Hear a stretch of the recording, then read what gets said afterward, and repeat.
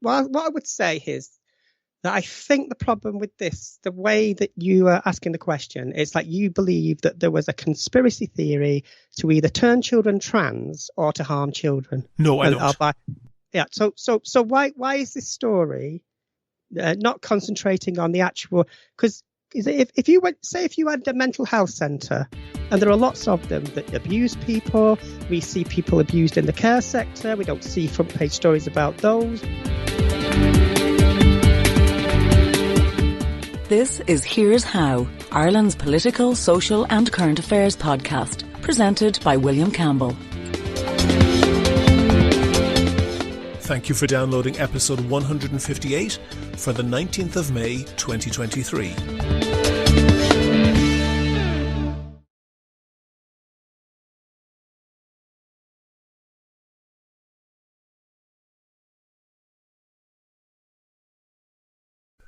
You have to admire the con. Sometimes you really have to hand it to them. They crafted the whole thing so excellently. They tailored every detail to appeal to the vanity, the self-regarding superior smugness of the mark. It wasn't just a generic con, it was perfectly honed to the target. And the one thing about a con is that the victim is always complicit in the con.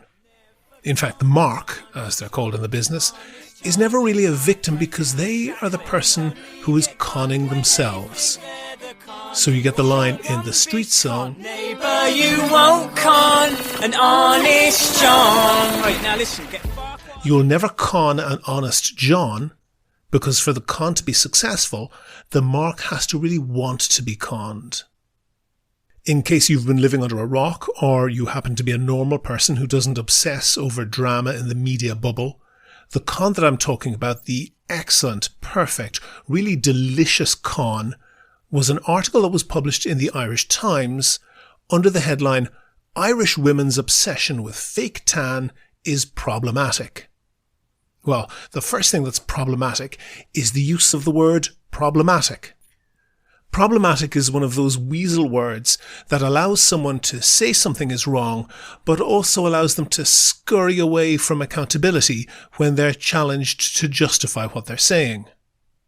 The word problematic, saying something is problematic in this context, means saying that it's wrong, morally wrong, but it allows the person saying that it's wrong to avoid the scrutiny of anyone who actually asks them to justify why they say it is wrong.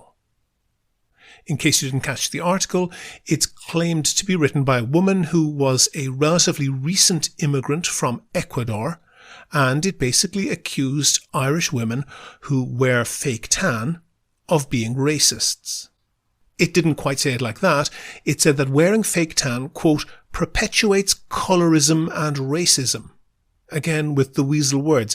Does accusing someone of perpetuating racism mean that you are accusing them of being racists? Well, yes, it does, but it also leaves a sort of escape hatch to allow the speaker to claim that wasn't really what they meant in case they're challenged to justify the accusation. Anyway, to say that there are multiple red flags that show this article is a hoax isn't the half of it. The first red flag is literally in the opening words, "I am a Latinx woman of colour." Latinx, we are helpfully scolded, is a term used to describe people of Latin American heritage. Except it's not. At least it's only used to do that by a clique of people anxious to polish their politicized halos by showing off how inclusive they are in their language. The main thing that they show off is they haven't a clue what they're talking about. The word is supposed to be a gender-neutral replacement for the words Latino and Latina, which have crossed over from Spanish into American English. The problem is that those words are gendered. Spanish words ending in A universally refer to females. Words ending in O refer to males or mixed groups. This even persists into personal names. Maria is female, Mario is male.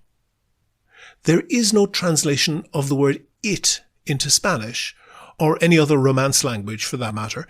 Every noun, without a single exception, is either masculine or feminine. Gender-neutral terms are something that just don't exist in Romance languages, in the same way that Eskimos don't have 72 words for drunk like we do, or something. That provides a dilemma for the ultra-politically correct, whose impulse to be inclusive of Spanish speakers in the US, who are often poor or immigrants or both, it conflicts with their impulse to crowbar gender neutrality into their language at every opportunity. So they invented the word Latinx. This was not invented by a Spanish speaker, or, I would say, by anyone who has even a passing acquaintance with the Spanish language. If they had, they would know that, as well as the alienness of the concept of gender-neutral language, the letter X is almost non-existent in Spanish. The highly respected pollsters Pew Research found that the vast majority of Latino people in the US have never heard the term, and of the minority who have heard it, the vast majority of them reject it and never use it to describe themselves or others. Latinx is a term invented and used exclusively by people who don't apply it to themselves. If you ever wanted an example of cultural imperialism, Latinx is probably as good as you'll get. Now, Irish Times journalists are not stupid people. Jennifer O'Connell, the newly appointed opinion editor of the Irish Times, who presumably approved publishing this hoax article, is not a stupid person. I've no doubt she's aware of the issue around the word Latinx, even if it is more pertinent on the other side of the Atlantic.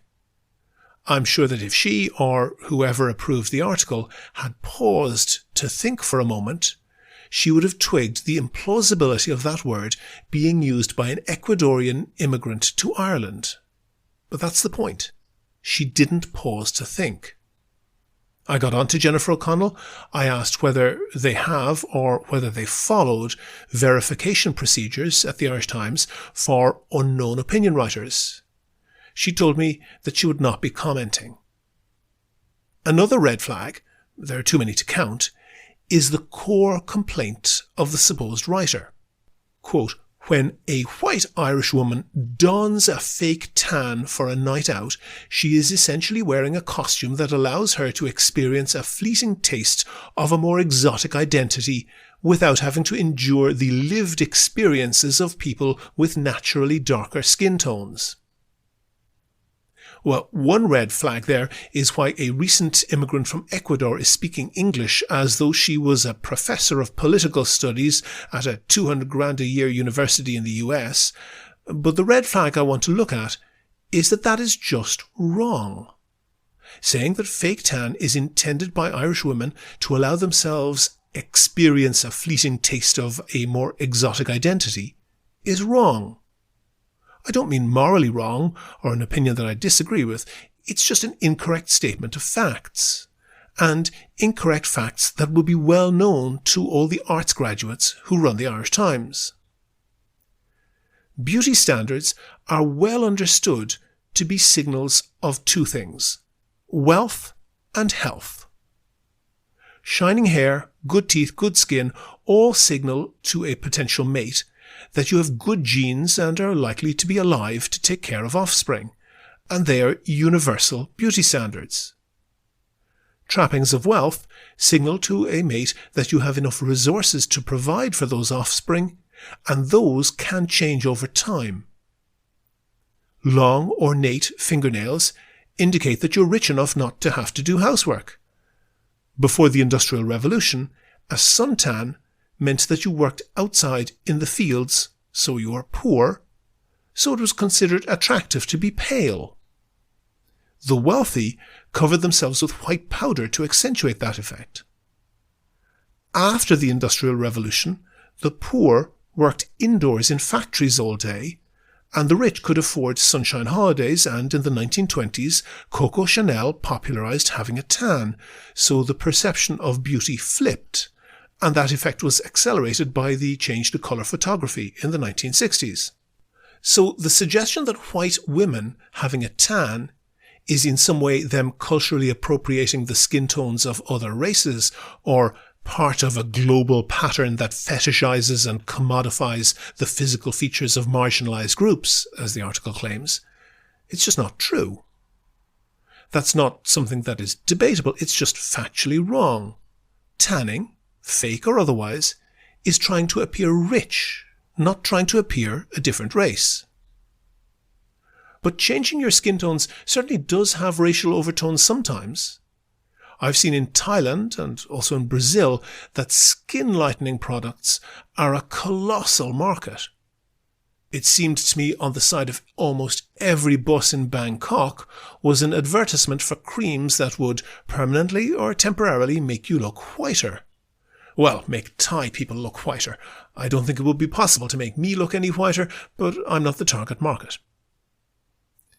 There is also a booming cosmetic surgery market for operations to artificially sculpt the flesh to make East Asian people's eyes rounder, and another surgery to artificially create a visible second fold on their eyelids to be closer to the typical European look and appear less Asian. And in case you were thinking that maybe skin whitening wasn't really racially charged, you should note that the models who appear on the sides of almost every bus in Bangkok advertising whitening creams all have, through surgery or Photoshop, they all have very prominent, rounder European-type eyes and double eyelid folds. Rounder eyes with a double eyelid fold are strongly considered more attractive, and this could be a proxy effect. Appearing more European is considered more attractive by virtue of being associated with being richer, but there's no question of the racial element. Now, none of this nuance was considered by the Irish Times when they printed the nonsense that Irish women wearing fake tan are part of a global pattern that fetishizes and commodifies the features of marginalized groups. And again, that issue of chasing whiteness is not something that would be news to the well-informed journalists there. When I Googled for images of Thai whitening cream ads, I got as many images from stories about them in the Western press as I did from actual ads. Other tells that this article was a hoax, and there were many.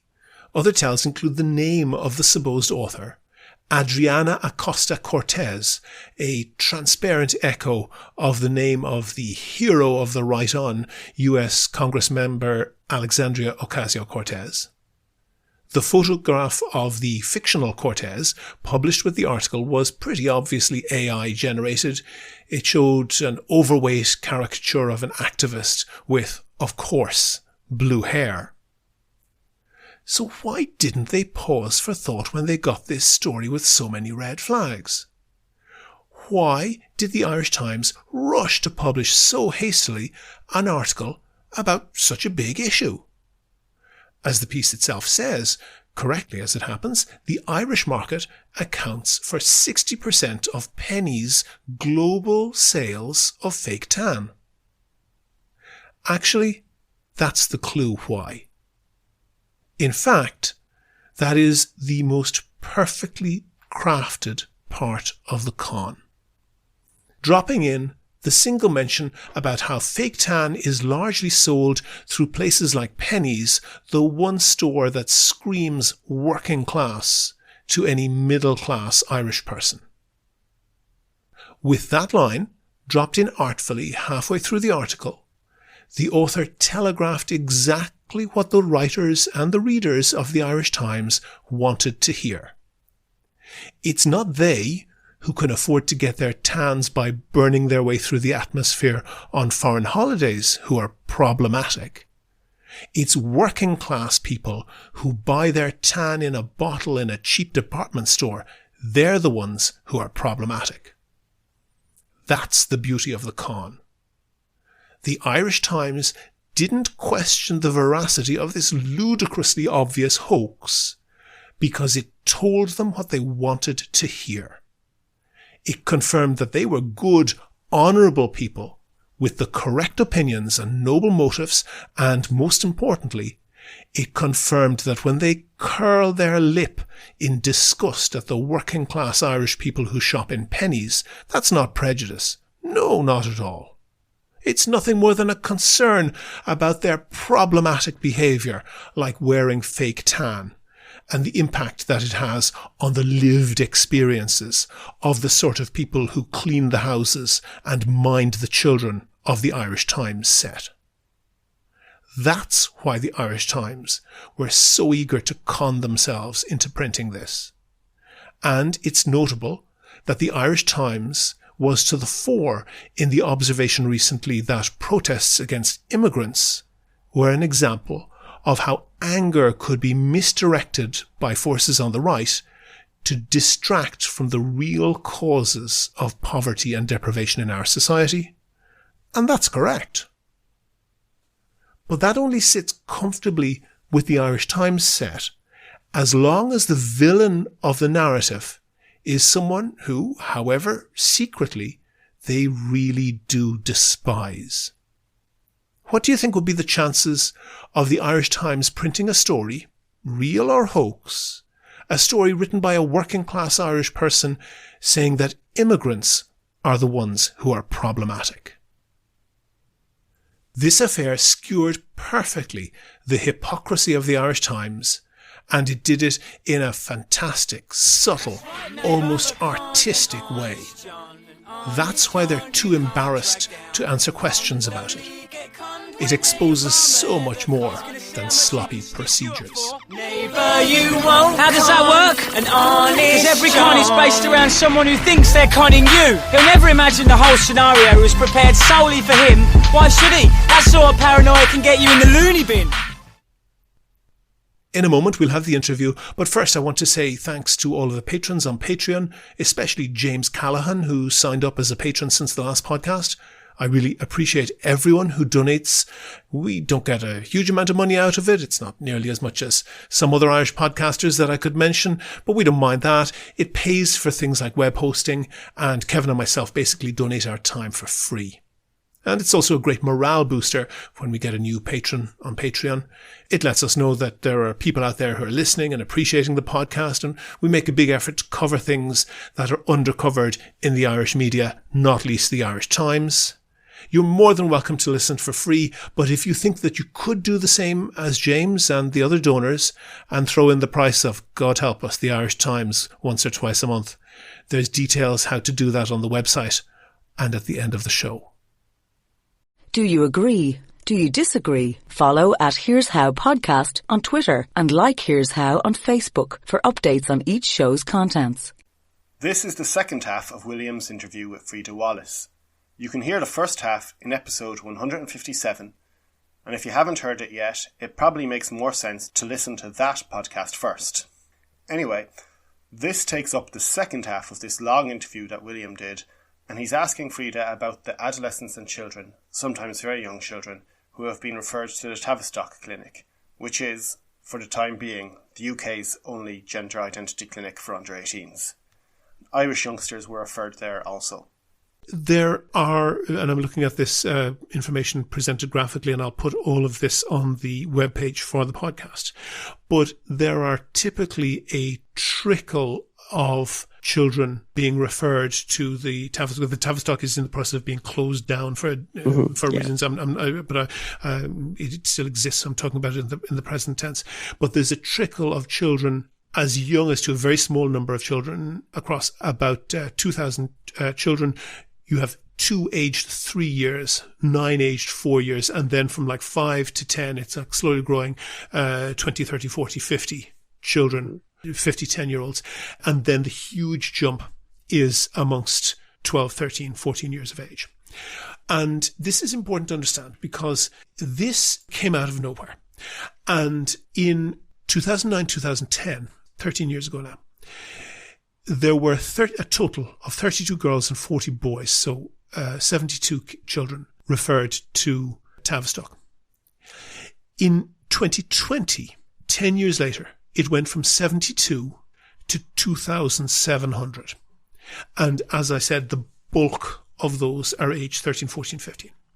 And one of the explanations of this, or one of the narratives that is on this pro-trans side, is that when the left-handedness was bait out of people, there seemed to be a lot less left-handed people, and then when that stopped happening, there seemed to be more left-handed people.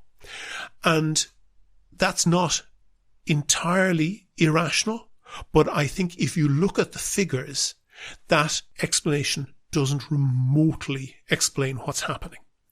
And I just want to look at a couple of the figures here, and I know people can glaze over when they hear figures in audio format, but the headline on this is that of that increase from 72 per year to 2,700 per year, the overwhelming bulk of that increase was among girls who were aged 13, 14, 15. That one demographic. All the other demographics expanded, but the huge bulk of that growth from 72 to 2,700 was amongst girls who were between 13 and 15. Mm-hmm. And I'll just accept. I want to give all of this. Yeah, I will be posting all of this, and this is either from the Tavistock themselves or from academic literature. And I'll be posting the links for all of this. But the demographics are even sharper. 68% of all of the girls were listed as same-sex attracted, and 21% as bisexual. And we know, I think anybody in the LGBT community will be familiar with the phrase bi now, gay later. People often kind of say they're bisexual as kind of like a way to approach saying that they're gay. So 68% lesbian, 21% reporting to be bisexual. So in other words, only 10% of them were reporting to be heterosexual. Mm-hmm. The background rate for autism in society is much higher amongst boys than amongst girls. Typically between 70 and 80% of autism diagnoses are amongst boys. But in that demographic, those girls who are that huge growth referral for the Tavistock, the background rate of autism for girls is just a shade over 0.5%. 18% of girls being referred to the Tavistock were diagnosed as autistic. So in other words, about 30 or more times higher than the background rate. So obviously you had a high degree of crossover. A very large chunk of them were lesbian and autistic. And if you look at the other indices of mental health, so whether they had reported being bullied, whether they had reported anxiety, whether they had reported suicidal ideation, whether they had reported self-harm, all of those were hugely exaggerated to the point that all of those were reported, each of those items were reported by about half of the girls who were being referred to the Tavistock. Mm-hmm. If, when left-handedness stops being bait out of people, then you get a jump in the presentation of left-handedness across society, that then seems to be a fairly easy explanation for that. But that's not what's happening here. What we have had is an enormous explosion of a very, very particular demographic being referred for treatment at the Tavistock Clinic. And what I can get from reading abstracts and looking at graphs in academic papers, I have been very, very careful to take my information either directly from the Tavistock or from academic sources. But I think we know, whether you look at falsely reported problems around HPV vaccines or around anorexia and bulimia, girls of that age are particularly vulnerable to social contagion. They're more vulnerable than boys in general, and they're more vulnerable at that time. And we've seen things, for example, like following on from the keep fit phase of the 80s and 90s, very quickly after that, you saw a huge spike in bulimia and anorexia. So I think that left-handedness analogy has no explanation power. Neither you nor I are psychiatrists, but anybody, layperson, looking at that would have to say there's something very, very strange going on there, and it is not adequately being explained. Would you agree? First of all, when it comes to talking about children and talking about autism, you said a lot there about self-harm, I think, and about bulimia, anorexia. Those are the things that are underfunded. Mental health is one of the most underfunded parts of the NHS. And a lot of kids don't get treatment because they can't. They're very difficult things to express sometimes. And one of those difficult things is being trans. And sure, there are probably a lot of autistic trans children. But the first question is, what is wrong with being trans, and what's wrong with being autistic? Neurodivergence. Sure, yeah, but it's not nothing. No, but afraid of. Accepting that in its entirety, accepting that there's nothing wrong with that, given that the standard practice with very, very, as you say, it's underfunded. That perhaps was part of the reason, but with very, very little contact, perhaps a couple of hours, in some cases 1 hour, with a psychologist or a psychiatrist, people are then put on puberty blocking drugs, which, as I mentioned, have been, really falsely reported as being. But nobody is on. See, you're conflating two things. When children come out as trans, as they should be encouraged to express to do, because that's freedom of expression, they're not put on puberty blockers. Those statistics you said, those statistics of people are not on puberty blockers. Which statistic is this? The ones of you mentioned the numbers of trans and the ages of the children. Yeah, no, it is. That's what that is. I mean, I don't know in every individual case, but that was the standard treatment of the Tavistock. And another thing is, if you're concerned about children being trans in this country and being on puberty blockers, well, you can be reassured in the fact, if that's what you want, that trans people are not getting the healthcare they need. That's absolutely not what I want. I don't know if you're saying that. Not you personally. Ironically, Let me just. Okay, go ahead. I've not finished the answer. Go ahead. You say a lot in your question, so let me just respond. So, first of all, like I said before, if a child of 6 or even that young, that's very young, came out and started expressing themselves and wanted to say wear the clothes of the other sex or gender, whatever you want to say, there's going to be a long time before there's any. You would get therapy, but you still have to wait a long time for that. I'm an adult. I came out properly to my doctor 4 years ago. It took 2 years just to be seen by a clinical psychiatrist. Now that's an adult. Now, if you're a child, see the thing is the Tavistock. We know there's a lot. I'm not going to speak about the problems of the Tavistock because it's all. But then the way that it's portrayed and the way it went out there into the press is that they were harming the children. Can I give you two? Can I give you two facts? They were harming the children? I think that is a significant risk, and I'll tell you 2 reasons why I think that they may have been. Do you think those children were harmed by the Tavistock? I think there's a significant risk that has happened and continues to happen. So why hasn't anybody come forward and sued the Tavistock? I can't answer for them. I'm not sure. I think there are. As far as I can see, what the things that were the problems with the Tavistock, if you look at the CAS report, there was just not enough resources and people weren't trained properly. Okay, no, but pause on that, Frida, because because you mentioned the CAS. Healthcare is underfunded anyway, William. Okay, but Frida, you mentioned the CAS report, and just for listeners, that was a report done into the Tavistock clinic, which eventually led to its being closed down. But it didn't. No, that's not what it led to. It led to the recommendation that local gender centres should be open, so people don't have to go when you have hold on, Frida. The facts on this. The facts. No. I'm going to Frida. I'm going to go on the face. Okay, go ahead, and then I'll come back. Let me just because you ask long questions. I do. Yes. So I like to give long answers. Please do. I write down the things you say. Right. Let's go back. Now, the Tavistock, one of the problems with trans healthcare is there's not enough gender clinics. And if you have one place where everybody's going, they can't cross-reference. They can't be... It's like a monopoly. It was like a monopoly. It wasn't quite a monopoly, but if there's one main place where trans children are going, then there's going to be problems because they're not being bounced anywhere else and comparing it to anybody else. So they think that's just the way it is. And they think that's the care. That's acceptable. But it's not. It was never acceptable. And I hope personally in the future there's a gender clinic in every town where a child can go in and the doctor, the GP knows because they're trained to know what to look out for. And if they think one of those children might be bulimic or anorexic or might be autistic, they are helped too. Because we've got to have the first thought you should have is the best interest of that child. And we know that when children who are trans come to adulthood, they don't stop being being trans. They just delay that.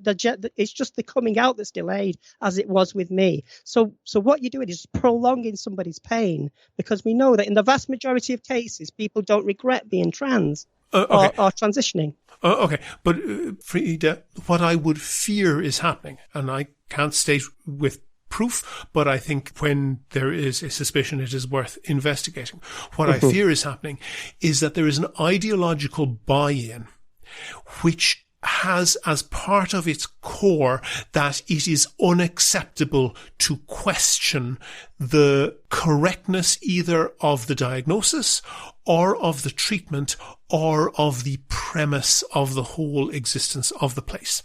One thing in the Cass report that the Tavistock Clinic was excoriated for was a complete failure to keep notes and to track the clinical outcomes for the people that they were treating. Now, I don't know if you have any connection with the medical profession. I don't particularly, but I'm aware of that.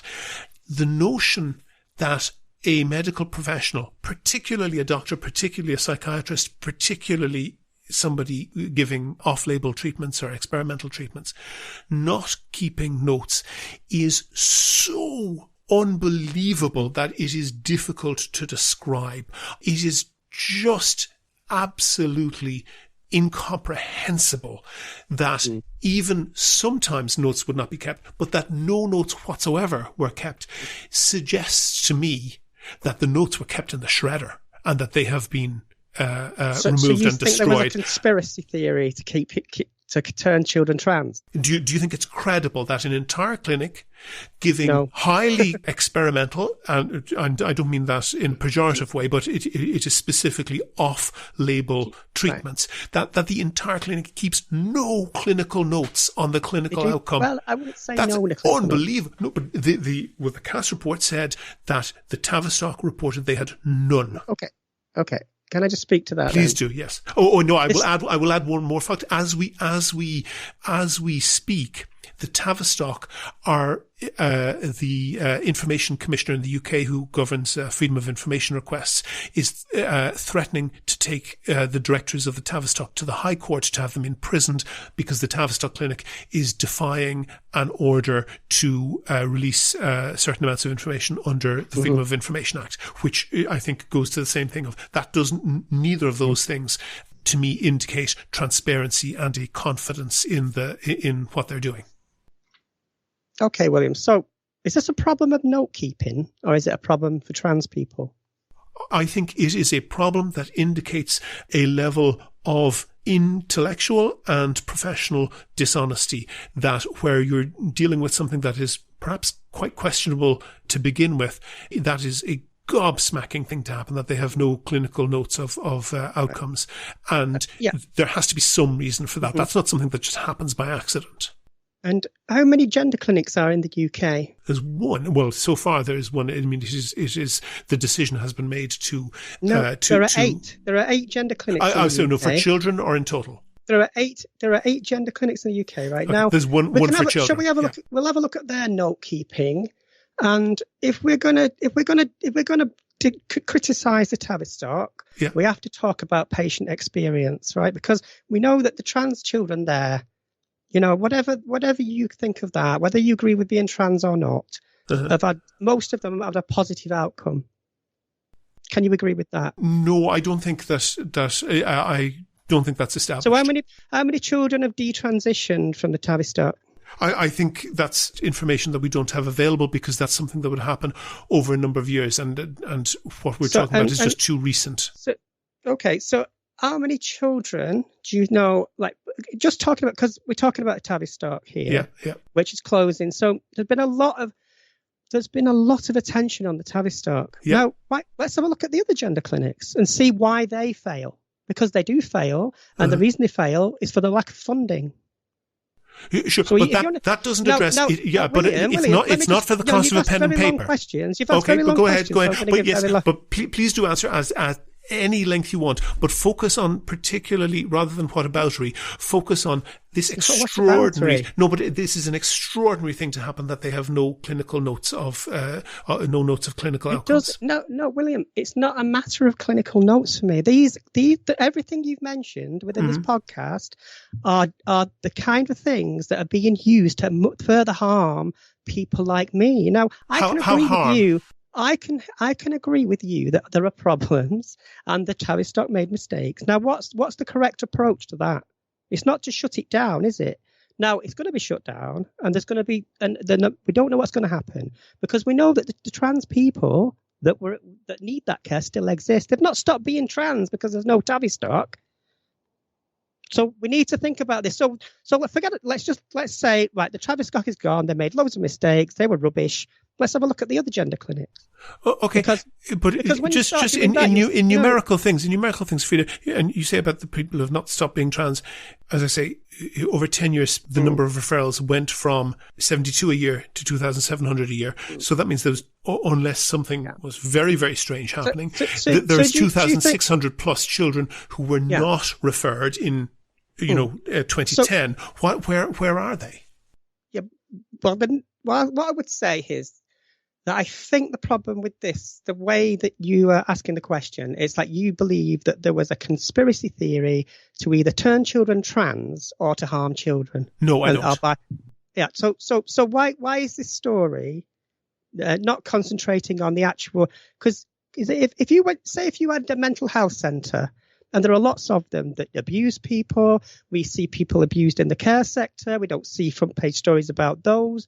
And I know this could sound like whataboutery, but the only reason you know about the Tavistock is because of the word trans. Yeah, I agree with that. I agree with that. You know about it, William. So, because I could talk to you about a load of failed medical services up and down this country. Because I'm going to intervene. I'm going to intervene there and say I completely agree with you on that. I think that is correct, and that there's you could have medical scandals coming out your ear, and that particular medical scandal, which I think it is, gets attention perhaps for the wrong reasons, but that isn't a shield against the criticism that I think.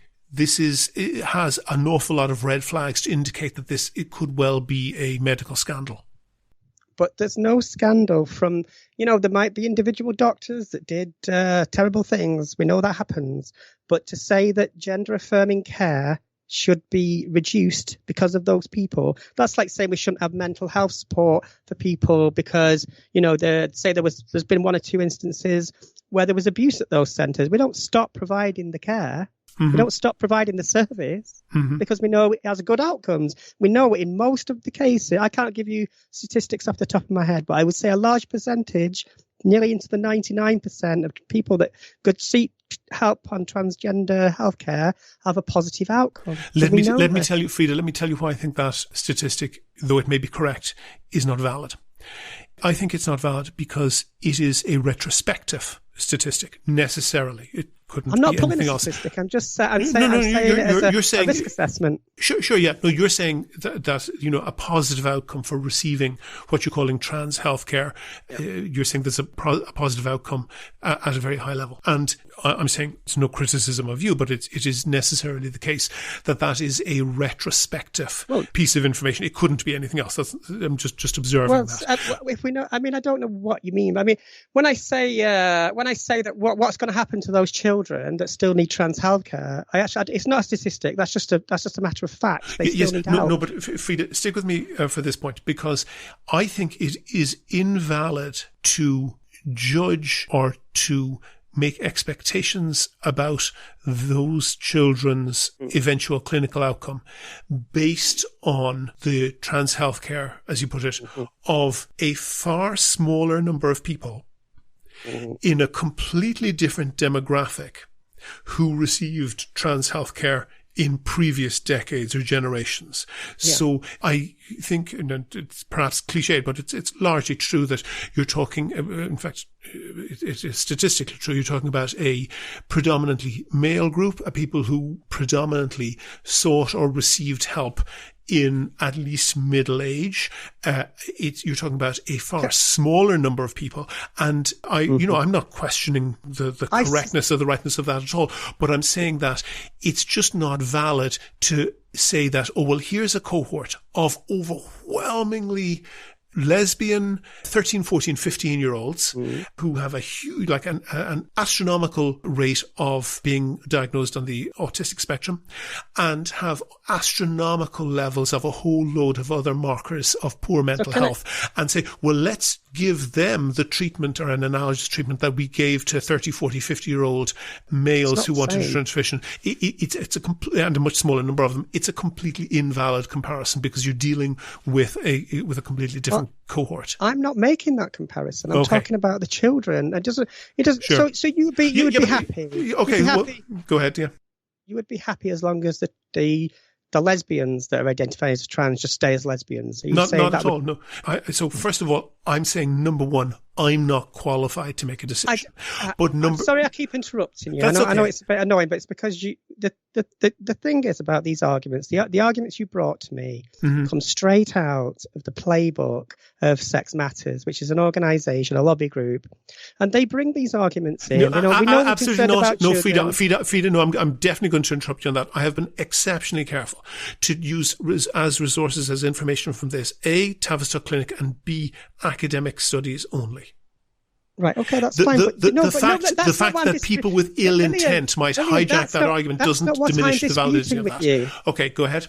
I'm saying I'm not saying these studies don't exist, or that people haven't looked at trans sports and people haven't looked at trans prisoners, or people haven't looked at the Tavistock. What I'm saying is these arguments are being put on the same table, in the same books, in the same news articles, because what is the common denominator is to find the problem, to make trans people seem like a problem in society. Now, we can talk all night about sport. We don't have all the statistics about sports. We don't have all the statistics about prisons. We don't have the statistics about... I've got quite a few here. I've got a 17-page document, but in any case... No. But the point is that we could have 3 different podcasts about those subjects. But as a trans person, my only interest and my only point is I'm interested in the safety of trans people on the street. And the people that I speak to at the LGBT Foundation, they tell me that everyone on Twitter and on Facebook, the only people bringing these points up also seem to have a problem with trans people. Now, that is what you can't ignore, William. I think you're entirely correct. But my answer to that is that even Hitler was a vegetarian. I don't think Hitler into it, do we? Well, you've lost the argument now, William. No, actually, I'm on the other side of that argument. I know. I'm saying that it is easy to find people of ill intent or people who are clearly operating in bad faith. And the fact that when I disagree with you, that you are able to point to somebody who is clearly operating in bad faith, who is saying something the same, that doesn't diminish in any way what I'm saying. In the same way as if you're debating with a vegetarian, saying that, oh, well, Hitler was a vegetarian, doesn't diminish. It's just an irrelevant point. It's not the same, because what I'm saying is these arguments have come to the table. Like, I would say, have you ever spoken about women prisoners before? Yes. But in the context of? In the context of travellers in Ireland. Right. So, that's great, because most people don't. So have you talked about female sports before? As I said, I'm missing. I haven't talked about male or female sports because I'm completely missing the sports. Well, you know what I'm going with this. Yes, I do. A lot of podcasts and stuff that talk about this. I completely agree with you. But see, I think that's an element. I totally agree, and I totally agree that there are plenty of people out there making that argument in bad faith. But let me bounce that back at you, because when you're faced with an argument that perhaps would be difficult for you, and you reply not by dealing with the argument, but by saying, oh, you're just saying the same as somebody on Fox News would say. That's that same bad faith. No, I'm not saying that, because William. but you're deflecting and you're not dealing with things. You're asking a trans person. Yeah. See, I said to you at the beginning of this, trans people are not the experts in their own experience. We're not experts in sports. We're not experts in prisons. But we're expected to be. We're expected to answer these questions. But we have done the research. And you know what, William? Yes. People have done the risk assessment. Yes. So my only real question to you, and you're right, I am not qualified to ask and you are not qualified to answer the medical questions. But we are... Well, I can answer some of them because I've written about them. Indeed. But in terms of strict professional qualifications. Yeah. But my point is, you and I both, and everyone else in society, is entitled to comment on the human and the moral aspect of it. Of course. But when you talk to a trans person even if people of bad faith say the same as something else, that doesn't diminish the quality of that argument. But finishing on this topic, this is clearly going to be long, and I'm going to let it go long because that's fine. It's the subject sustains it. But I don't know what the case is in the UK. I know that in many states in the United States and in Ireland, under 18s cannot use sunbeds, no matter what. End of story. It's just not permitted under any circumstances. Actually, going back to GCN, Gay Community News, and the headline on the story is, married Irish lesbian denied hysterectomy in case her, and then in quotes, sexual orientation changes. And this is a case where a woman, for medical reasons, needed a hysterectomy. And I think, reading between the lines on this story, the doctor she dealt with was probably crass and crude and insensitive and not terribly professional. But actually what he did was correct. So if someone is going for permanent surgery that may have a benefit but may also have a side effect, for example, allow a woman to have children if she had a hysterectomy, it's entirely right. Obviously, they should do it professionally and they should do it courteously and so forth. But it's entirely right that the doctor would robustly challenge the decision that the woman is taking. It just wouldn't be fully informed consent if you allowed someone to make a decision on a whim. And it's perfectly valid, actually, to say to a woman, go home and talk to your husband about it. And maybe she said she was a lesbian. He said, well, maybe you'll get a husband or whatever. I'm sure he said something not very appropriate. But the basic principle is that surgeons will always challenge that to make sure that you are fully informed and fully consenting, and that is something enduring and not something that's on a whim. Can you see how that doesn't sit very well if it turns out to be the case, and it certainly seems to be from reading the Cass report, that children were given what is called affirming care? That is, if someone born a boy shows up and says, actually, I'm a girl, or someone born a girl shows up and says, I'm a boy, they are told, yes, you were. That's right. Mm-hmm. And that's in stark contrast to the way other permanent and permanently disabling treatments are given and are discussed with doctors. Mm-hmm. Yeah. There is no doubt that there is an element of tiptoeing around the trans issue. And I have spoken to journalists, one journalist in particular who'd be a household name in Ireland and who is no shrinking violet by any standard, but had completely sworn off covering the trans issue because he couldn't take the amount of vitriol in the topic. And if it turned out that 13, 14, 15-year-olds were being put on a path that made them infertile for life, which is a very profound medical decision, based on scant psychiatric support, that would be very, very serious, wouldn't it? Well, it's another long question there. Yeah. And I don't quite get the connection with the first part of the question and the second, but I can see where you're talking about consent. Well, kids, to put it bluntly, if the same kid walked into a tanning salon and said, I want to get a tan because I'm, for whatever reason, they'd say, sorry, you're too young to be able to make that decision. And I don't want to put it crudely, but, if the same kid then walks in to the Tavistock and says, I'm not a boy, I'm really a girl, that, the psychiatrist will give what is called affirming care. That is to say, they will always tell them that they are correct. And that's, for example, that's in contrast to psychiatric care where somebody has, an unrealistic belief. Go ahead. you're kind of doing the Hitler and the vegetarian argument on me, because the thing is, when children do approach doctors, they're probably not the first person they're going to approach is not a doctor. Yeah, it's going to take a lot of years to see. So they've been expressing the gender as that make this. Let's think about it this way. If it's but that lesbian woman, she probably said to her wife, she had, very difficult periods. She probably said to her wife, oh, I'm going to go for the hysterectomy. I'm fed up with this. And so she was, being challenged by socially is not the same thing as being challenged medically and having a doctor say in front of you, this is a serious life-changing operation. You need to think hard about doing it.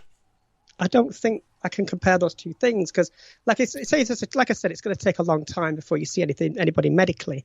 So if the child seems happier doing the thing, and it's socially transitioning, and it says, "Mummy, will you call me she?" and the mummy calls them she, and that must have been going on for a long time before they actually met a doctor. And children seem happier when they're allowed to express themselves. I know I did when I was a child, and I used to sort of say to the teachers, "Well, can I play?" Because I went to a school where they would divide. My teachers were nuns, and the nuns would divide the girls up into. We'd have different entrances to the school. Yeah. So I'd say, "Well, can I go in that way? Because I prefer to be with the girls." And they would say, "Well, no, that's where the boys go." And I would question these things at a very early age. So by the time it ever came to seeing a doctor, my mum already knew. She'd known for 5 or 6 years that I was doing this and going in, like wanting to be around my sister more, because I wanted to be in my sister's room because of things. But the way my sister's needs were met chimed with me better than my brothers. And I don't know why that is. I can't explain that to you. But a psychiatrist doesn't explain that. All they can do is say, does the child seem happier? Does the child seem more content? Are they functioning better? Are they learning better at school? And 9 times out of 10, that is the thing the decision is made on. It's not made on any kind of like philosophical idea of what is a boy or what is a girl. There's no kind of codified psychological, easily to map out distinguisher between a boy or a girl. It's the only thing that distinguishes you are your physical attributes. And if you're trans, it's different because you don't align with that. So when a doctor talks to a child and they're full of joy when they're allowed to express their femininity, if it was a boy, or the other way, that doctor should realize that they would be, if it's actual pain for that child to not be affirmed, you see? Because by the time they've seen the doctor, they've already had that social support. I understand. I don't question that at all. I suspect there may be going on there what's called survivorship bias. And the classic example of this is World War II airplanes. They couldn't put armor on the entire aircraft because it would be too heavy. So they tried to find out where the aircraft was most likely to be hit by anti-aircraft fire. And they concluded that it was in the periphery, in the edges of the wings and so forth, from the planes that made it back.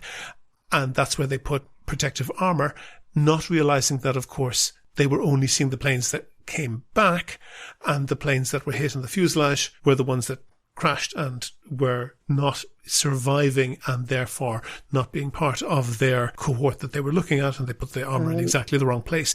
I think that fallacy might also be applied both to gay people and to trans people sometimes, that you describe difficulties in childhood and maybe in adolescence.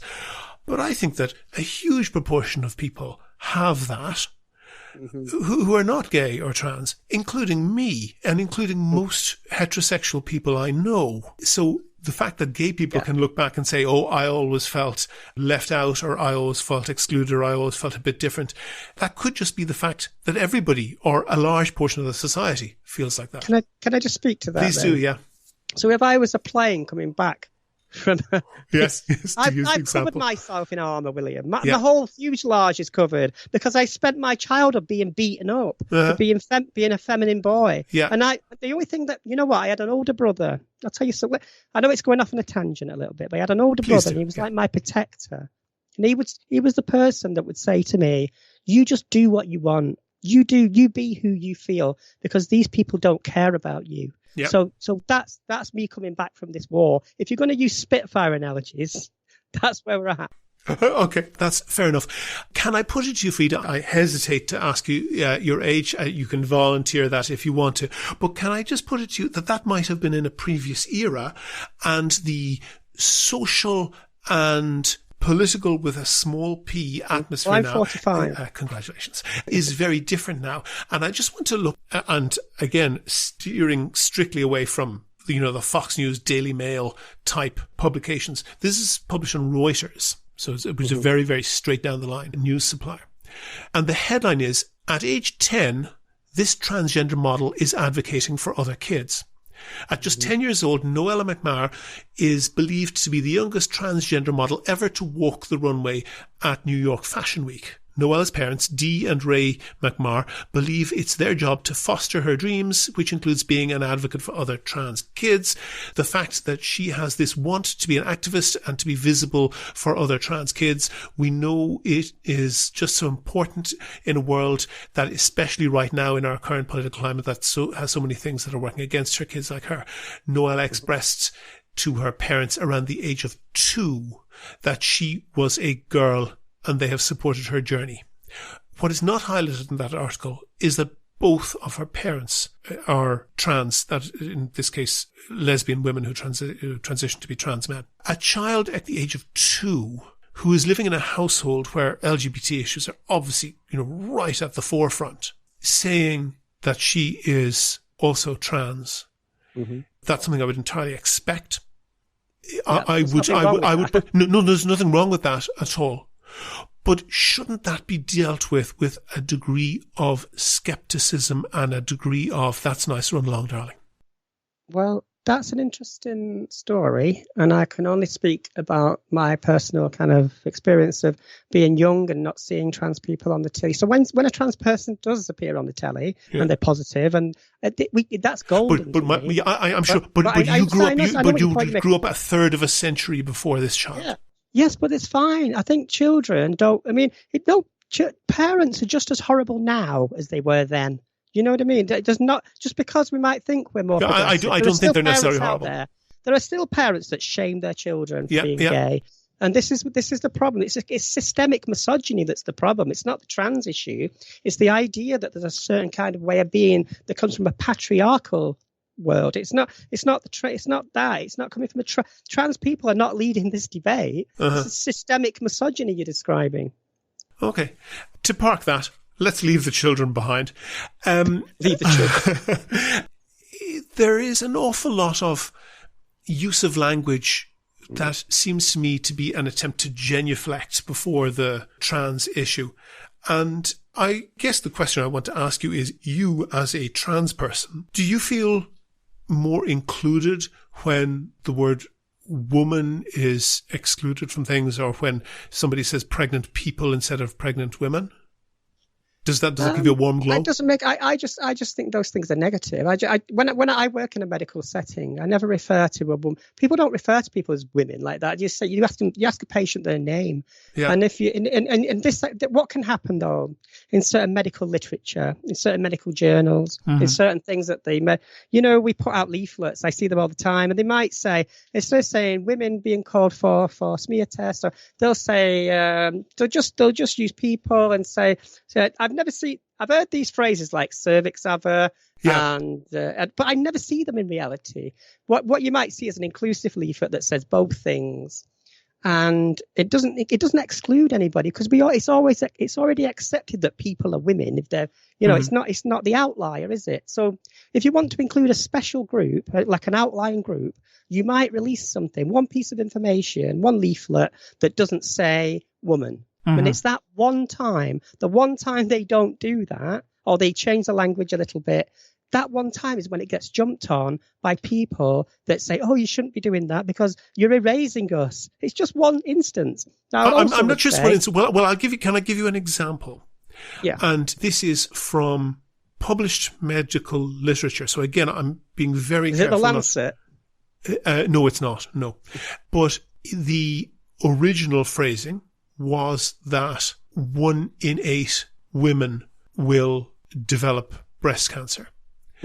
And then that has changed to 1 in 8 people will develop breast cancer. So that's just emphatically wrong. That's just untrue. Well, men it's can an get error. breast cancer. Yes, but it is not true that 1 in 8 people I don't really know the context of that. And, okay, so and if you're trying to say, the context is no, women. No, I'm not. No, but I think that precision in medical language is something that's very important. But that's why we do. That's why we do have this.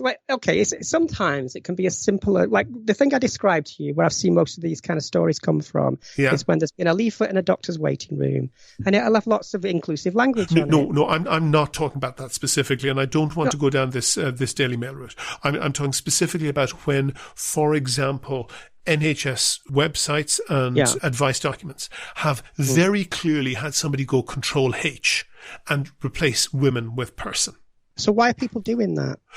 I think that they are trying to genuflect in front of an altar of inclusivity and to be seen as being accuracy is more important than inclusivity. So it is just I think precisely wrong. No, it is true that 1 in 8 women will develop breast cancer. It is untrue to say that 1 in 8 people will develop breast cancer. That's just wrong. It's there's no. So when can I just go ahead? Yeah, so I've just done that search and I've got a few things come up for women. But when I put female, do the search for female. I'm not sure exactly what search you're doing, but I'll take your word for it. I've got 14 results talking about women. It mentions women 15 times in another article. So this thing isn't really. I mean, the reason I'm challenging it is because I do know where these stories emanate. And no, I'm not interested in the story. I'm interested in the issue. And the issue, I'm getting this directly from the issue exists because of this story. It's like you've got the narrative upside down, I think. People have found these errors in medical literature where people have clearly someone has done this find and replace. And obviously for breast cancer, it is, although as you say, men can at a much lower rate get breast cancer. So that figure of claiming 1 in 8 people get breast cancer is just empirically incorrect. But where you see that 1 in 8 people, if you know the political environment, you might kind of be clued in and from context know that that is incorrect. But you also then get, for example, reports for 1 in 10, quote, people getting endometriosis associated with pregnancy, which is just emphatically wrong. It is 1 in 10 women get endometriosis. You could then flip around and say 1 in 20 people get this, but that doesn't really tell you the full truth and say that this is an exclusively female issue. And the way that I would look at this, Blair White, who is an American trans celebrity, I guess, who I think very much identifies on the Republican side, although she says, kind of mixed things at different times. But she used the analogy of adoption, and she was appealing to other people on the right and to say, that when a child is adopted, nobody has any trouble saying this is my mother and this is your mother, this is your child. Nobody has any trouble with that. And because it's not controversial in the way that you have said that, people in certain political circles are exploiting that trans issue and pretending to be concerned about certain issues that they were never previously concerned about. And I accept that. And the point I would make is that nobody jumps up and down and says, oh, you're not really the mother because you didn't give birth to that child, or something along that line. That just doesn't happen because it's not politically charged. But equally, if that adopted child goes into, let's say, the biology class and is looking at the DNA, and the textbook says, on average, you get 50% of your DNA from your mother and 50% from your father. Nobody who advocates for adopted people and their parents, nobody jumps up and down and says, no, some people don't get any DNA from their parents at all, and that's just completely incorrect, and we should delete that part of the textbook. Everybody understands in that context that refers to birth mother and birth father, and there's there's not even any need to clarify that, and nobody ever even thinks about doing it. And if that same adopted child goes into the next class and says, we're going on a school trip, you need to get your mother or father to sign a permission slip, nobody then feels the need to say that you can get your mother or father or your adopted mother or father. You know, everybody is happy on both sides of that to understand that in a rational way, in context. There is fraying at the edges, and the people who are on that edge are generally perfectly happy to understand that the precise language may not refer to them exactly all the time. And nobody has a problem with that. And that would be my answer to, you know, the sort of trolls like the Matt Walshes who goes around sticking a microphone in a face saying, you know, in people's faces saying, what is a woman? And that's perfectly nonsensical. I would say to that, because like these words, woman, mother, they're gendered words because we the way that we speak to each other is based on gender, not sex. Yes, but my point would be to you, and I have made the opposite end of that same point to people who would oppose you. But my point to you would be that wouldn't it just be sensible to leave that language alone in terms of saying pregnant women, in terms of saying 1 in 10 women will get endometriosis. Nobody is really excluded. And somebody who is a trans man, that's to say somebody born who is biologically a woman who then transitions to be, perhaps only socially, to be a man, to live as a man, will understand perfectly well that, presuming there's been no, they haven't been damaged or whatever, that the reproductive aspects of being a woman apply to them. And I think this practice, and it occurred in Ireland, whereby it was proposed, eventually shot down after an awful lot of very bad tempered debate, that the word woman be entirely removed from, laws about pregnancy and maternity leave and so forth. I would be very clear to say that the anti-trans side need to be an awful lot less literal. The pro-trans side could do with a dose of that medicine as well, couldn't they? Well, that's interesting, but most of those vexatious debates come from this trans-skeptical side of the argument. And it's like when they talk, I don't agree with saying removing a word. I don't think anybody can remove a word from the language. Once a word is in the language. There's a big effort to do it. Well, if they attempt that, then I'll give, I don't think it's going to happen. But see, what we're talking about is inclusivity, not removing words. Now, you might, like I was going to say before, because I work in medical settings, so I see a lot of literature. And we might put some words in Urdu, we might put some words in Braille, something. Yeah. And it's not because we're excluding people that can see. Yeah. It's just because there's a few people that just might like to be included in that leaflet. And it's as simple as that. Now, do you think, William, I've got a little question. Do you think anybody's been harmed by inclusive language? I don't accept the term inclusive language, but what you're referring to, absolutely. Yes, there is definite risk there. So first of all, when you have in medical reference books, you have objectively incorrect information being published because of this substituting the word person for woman. The purpose of medical reference textbooks is to help people's health. So to the degree that incorrect and untrue information is included in that, that's absolutely harmful. Okay. And in addition to that, and even if you're only talking in terms of leaflets and so forth, both in Britain and in Ireland, and especially particularly in the people of childbearing years, you're dealing with, for example, a large number of people who don't have English as a first language. So where you mistakes can be made in the same way, can't they? Yeah, which is why you need to be really careful to be really precise in your language, and I will give you another. But that's it. You need to be precise in the language. But the word "woman" is not you can substitute that woman, and it means the same thing. With precise language, medical text, where the words are scientifically based, that's what you're talking about. Yeah, but if you're dealing, hold on for a second. If you're dealing either with somebody who doesn't speak, Frida, no, I'm not, because if you're dealing with somebody who does not have English as a first language, or does have English as a first language, but just isn't terribly well educated, and you start inserting scientific words because you don't want to say the word woman.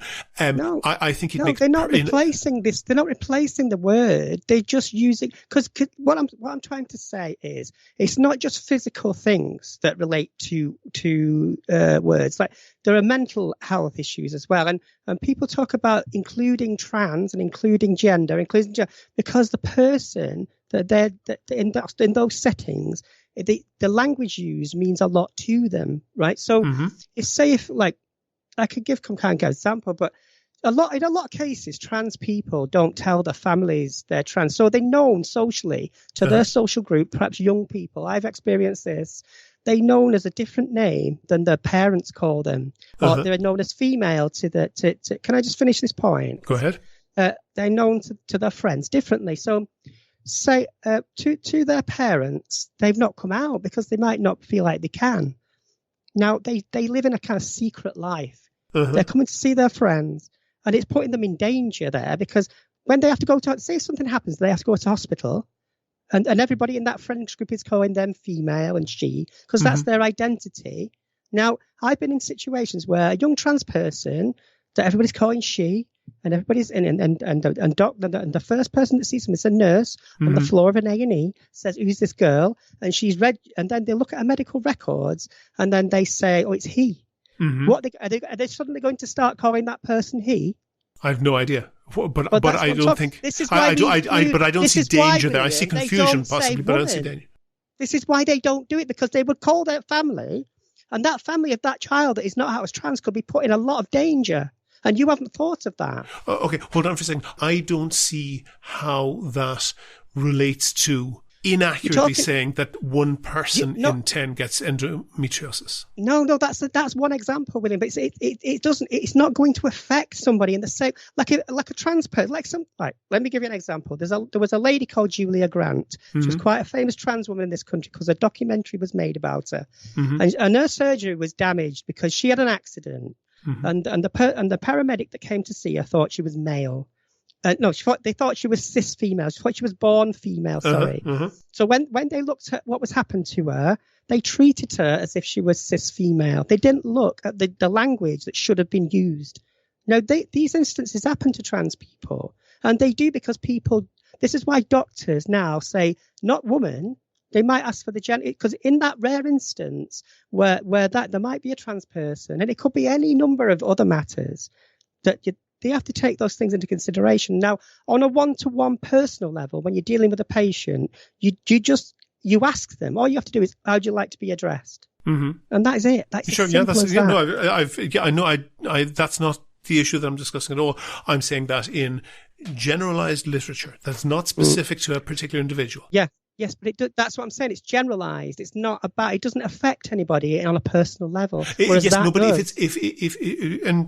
Clearly you should be alive to the possible variability within your patients, and you should ask. But that's a separate issue. Yeah, but that's where it matters. I know. I have no contest. I would say to that. I completely agree. But the issue that I'm trying to raise is of objectively incorrect information being published in order. So what's the incorrect bit? Is saying that, for example, 1 in 10 people get endometriosis. That is just objectively wrong. It is 1 in 10 women, and you could say 1 in 20 men, which is not objectively incorrect, but it is missing context that all of those people are women. So, William, if you wrote to the trust that did that, and you put a petition to say this is confusing, they would look at that and they would do something about it. Which is called, that's why we do risk assessments. No, but let me tell you something else would happen. If it was published, I would receive a flood of social media hate saying that I was a transphobe. Well, it's not about social media. It's about the real world. True, but that is something that also happens. And also, seriously, I think that inaccuracies in medical literature are important, but also in user-level documents. You and I've tried to keep my language relatively understandable. But just the internal language of the trans movement is no trans movement. You understand what I mean, of the cohort of people who comment very vigorously on this. Yeah, but we're not political. I understand that. But you know the demographic I'm talking about. The internal vocabulary of that cohort is completely incomprehensible to at least 80% of the population. They have so that's no idea what's going on, isn't it? No, it's not. No. They're not under any obligation to go and learn anything. Yeah, but if they want to talk to trans people, if as a medical person, we do training because I am part of it, obviously, because I'm one of the only trans people in the trust. So they talk to me and say, we've got some new people coming. Can you talk to them about being trans? Sure. No, but and I'm it's not talking about the language, man on the William. Clapham It's omnibus. about being a human being. Sure, yes. But I am observing that even that vocabulary is completely impenetrable to a large proportion of the population. That words are too confusing for you. I am observing that most people will not understand, will just simply don't know what the vocabulary means. This is true. Yes, I'm not saying that's right or wrong. I'm just observing that is the case. And I would agree with that. I would agree, because we live in a medicalized. Our experience is medicalized. We don't agree with a lot of these words, and they change over time, because we should say transsexual. It tends to be transgender now. Yeah, but for example, okay, and I would make the point that particularly for maternity services, particularly because A, they're often accessed by people who do not speak English as a first language and may actually have English, be quite weak in their English, and B, they're accessed by all levels of society, including people who might have quite weak educational background.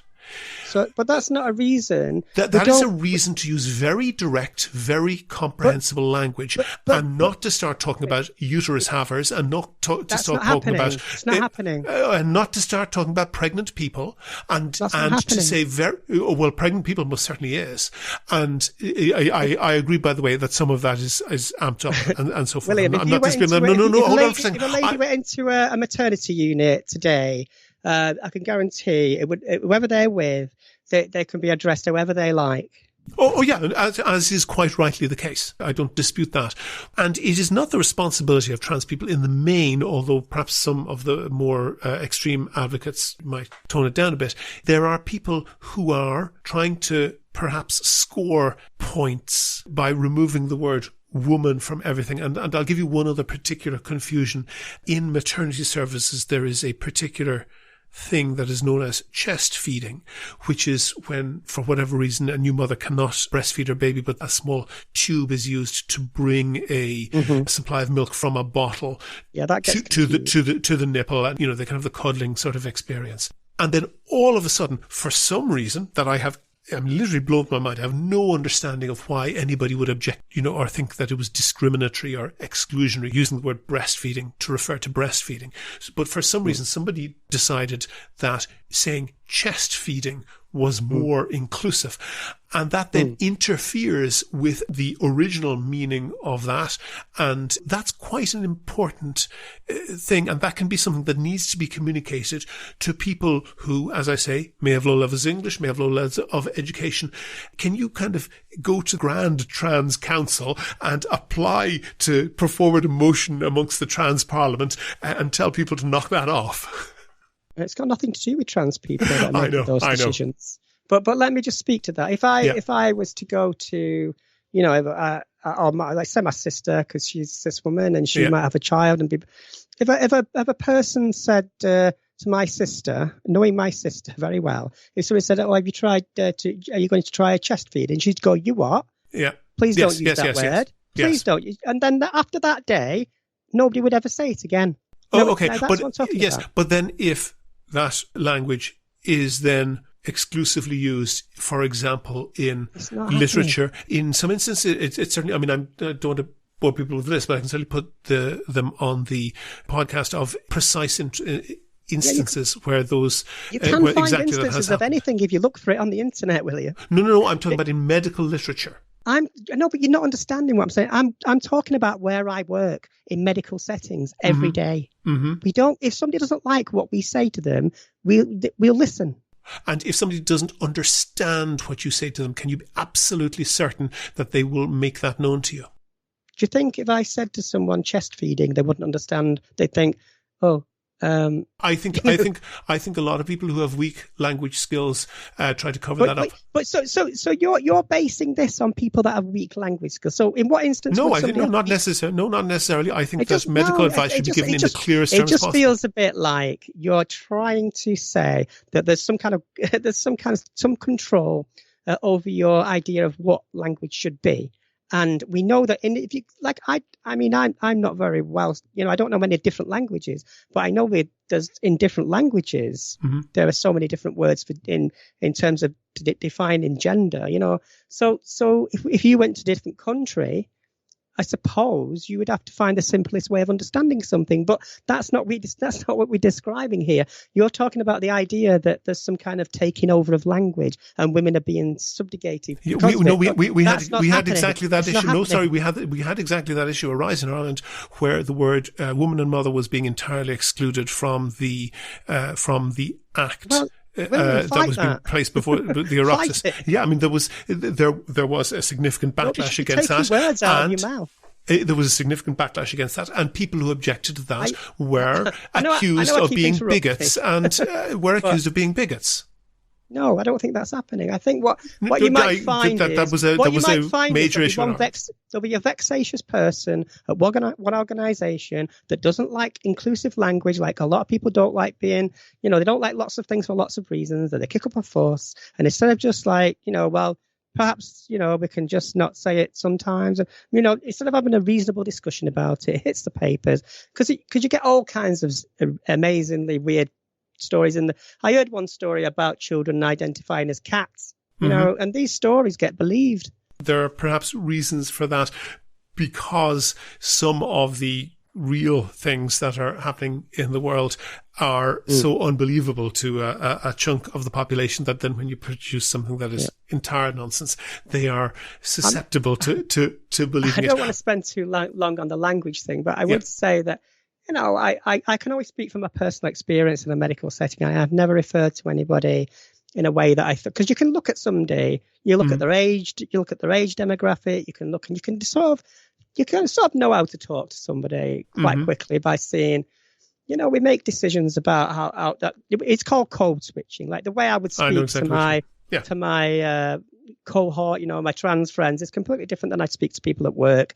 And we have these social codes because we're polite. We like to think we're communicating in the best way we can. And that's what trans people want. We want to be able to communicate experiences and not be told that, it's an ideology. You belong to an ideology or something like that. No, we're just trying to communicate to you our experience. So that's why we talk about, language and inclusivity, because some words, words are how we describe, our existence. I would suggest in the terms, for example, of the Act in Ireland, that it would be entirely acceptable to put a single line into it to say that for the purpose of this Act, woman refers to biological female. Yeah. Rather than you're getting in some tricky areas there, you see. Because, indeed. And I don't remotely imagine that there is a solution that would satisfy anybody. But I talked about previously, a large bulk of the population who I think have very, very little insight into a lot of this argument, particularly the minutiae of it. If you were in 1 minute to, as a trans person, address those people who don't have any particular hostility and possibly don't have any particular interest in the issue, but if you were to address them, what would be the elevator pitch you would want to say to someone like that? Well, I mean, I can't pitch anything apart from the idea of that, like when people are trans, the trans bit isn't the important part of their life, really. Happiness is, and trying to be accepted and just do a normal life. And that's why it's important to me to be visible, because a lot of trans people don't go on the telly and don't do these things. But I think for me, it's like I need to feel like I'm sending a signal out to people that you can have a voice. Like some small, you're talking about trans children before. It can all sound really negative, like it's this horrible thing that's happening to children. I said there was a lovely moment on TV. Do you know the show The Voice? I'm not a big TV watcher, but I'll take your word for it. Well, there's a show called The Voice, and there's a version of it called Voice Kids. And there was a trans girl on there. And it was just lovely to see, she was celebrated by her parents. It was just, and I think if you when you see things like that, that's what, it's not a pitch. I don't have to sell my identity to you. And if you look at the things trans people actually do in the real world, because we're always compared to prisoners, we're always compared to criminals, because these are the hot button issues of the day. But most trans people are doing jobs like me. We're in the NHS, we're doing in the military even. We're doing all sorts of normal things. Working in Asda, I don't know. We're just doing normal things. And when we're doing those jobs, we don't want to talk about these issues because they're not being the trans part is not necessarily important to us. What's important is that people understand that we don't opt into this. We didn't opt into being trans. Now, You could have a big discussion about what makes somebody trans, or if it's a choice, or how do you decide whether to go on hormones and all that. But people do opt in to trying to harm us. And the list of arguments you presented today, but while they are relevant and why all those things are important to discuss, those arguments have been weaponized by some of the worst people you could possibly imagine. And I can tell you that on authority. Frida Wallace, co-host of the Gender Nebulous podcast, media facilitator, trans rights advocate, and work with the NHS. Thank you very much for talking to me. Thank you. Go to the website for sources and references from the show. And while you're there, you can like the show on Facebook, follow the show on Twitter at Here's How Podcasts, and catch the Gender Nebulous podcasts that Frida does at gendernebulous.co.uk. And get in touch with us if you want to suggest a guest or a topic for a future show. And thanks again to all of the patrons on Patreon, especially James, who signed up recently. It covers the cost of keeping the podcast going, and if you could throw in the price of an Irish Times once or twice a month, please do go and sign up at patreon.com/here'show. That link is on the website. Also there you'll find out how to subscribe to the podcast for free on your computer, on your phone, or by email. All that information is at www.here'show.ie. The Here's How podcast is produced and presented by me, William Campbell. The co-producer is Kevin Wolf. Thank you for listening.